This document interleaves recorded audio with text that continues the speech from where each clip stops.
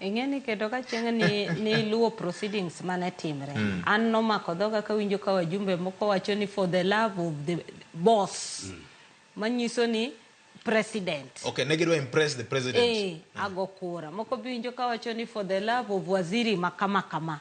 Manyiso ni waziri no emo nyise ni mondo dhi otim ang'o, ogo kura. Korido gi penjri niya, waziri ni en appointee mar executive. Manyiso ni en appointee mar president. Ere kaka eno dhi onyisi niya ni go kura makama kama. Ing'eni lobbying to nitie. Mane gima timre e bunge. Kaki lobby e kaka jibro timo ang'o mawinji.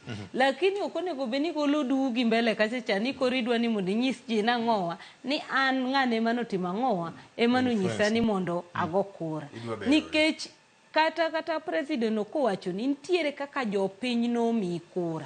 Dine jopiny tuo ni kura no kata president kata party leader me kori luongo no ok dino timo ang'o, ok dino bet kanyo. Koro kata kane nitie kaka party leader no nyisi ni kama kaka nyaka igo kura, to imbe nyaka ikaw rieko ni mondo idogi ng'i mondo iwache ni ya ka koro bet matek. To kora nyiso jopiny ni ang'o momiyo natimo ang'o, natimo kama. Ok ni nikech na support ng'ama kama. To mane gima wasebet kwa wacho ga nyaka sani ni chakre 2013 mane katiba manyien wadonjo go gi bicameral house ma National Assembly gi Senate. Wajumbe ma wasebedo godo poko sebedo ga kong'enia ni budget making process en tij mujumbe, ok en tij sirikal maduong'.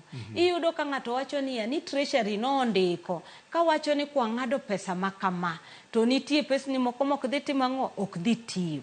To chik to kineno Public Finance Management Act section 40 ichaki dhi ng'i standing orders 6th edition ma National Assembly opango maler kako nego beni budget itimo.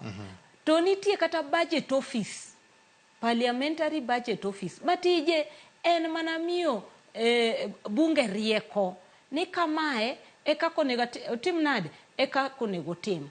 Sirikand Uhuru Kenyatta kane nitiere pile ne winjo kone wasiko kwa wacho kae ni budget ne giketo ga ma ambitious to onge chieng' kata chiel mane gichope budget no. Pile kane giketo tineno kane en projection ga to nok chopi. Mar ariyo CPA John Mbadi kane ineno kane timo presentation mar budget no siko ga ka wacho niya ni iyudo ka budget mar sirikal mar recurrent ma chulo salary gi gik machielo ne giketo madhi bilion 1. Koro ka pesa michoko rom gi pesa midwa tiyo godo e chulo salary bedo nade. Sani gi sirikal ni koro kadho nyaka en bilion gi wiye. Koro idogi ng'iri ni wan wachoko pesa to pesa ni en mana mar chulo osara gi gik moko nego beni gin temo mineno kata jo Gen Z gi kako wuok. Kiwinjo gi gigolo siasa e pachgi. Gin kiwinjo gik ma giwacho, winjo ka giwacho ni help gidwa ni mondo duok kaka ne nitiere cha. Iwinjo ka chef ni giwacho ni ok tin kech kata chef ni kiwinjo kaka CS Nahumisha wacho nyisi niya kaka wan jok machulo pesa mar NHIF kata ma contribute ne jo family. Kani isechulo kaka jinche chulo 1 year ma ini chulo nyaka igarum manyiso ni pesa mani chulo cha odhi aisulu. Nikech chef ni biro manyien ichako chudo manyien. Miwacho ni bang dwe ni karumo kokidhi filo gik moko manyien michako manyien to ng'emana ni kanyo be cover geni go kitim nade okiyudi. Koro magi gik miwinjo kata ka nyithindo gi raise to magi gik mano nego beni wajumbe be ng'iyo to wacho ni yawa kae to wan be wanyalo kelo amendments mondo wache ni kakadhe kama to kara kama e kako nego loke. Wageno ne nang'o odiochieng' makinye bunge.